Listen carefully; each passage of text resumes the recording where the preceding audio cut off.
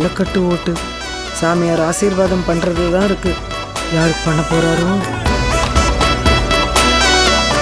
மோதிரம் கொடுத்து சாமியை ஆசீர்வாதம் பண்ணிட்டாரு. அப்புறம் என்ன, நம்ம ஓட்டுல பெரிய பொண்ணுக்கே போட்டுருவோம். இந்த ஓட்டு பெரிய பொண்ணுதான். என்ன சாமி இப்படி பண்ணிடுச்சு? அந்த தம்பி மோதிரம் கொடுத்து போட சொல்லிச்சு, அதனால போட்டாரு. போட்ட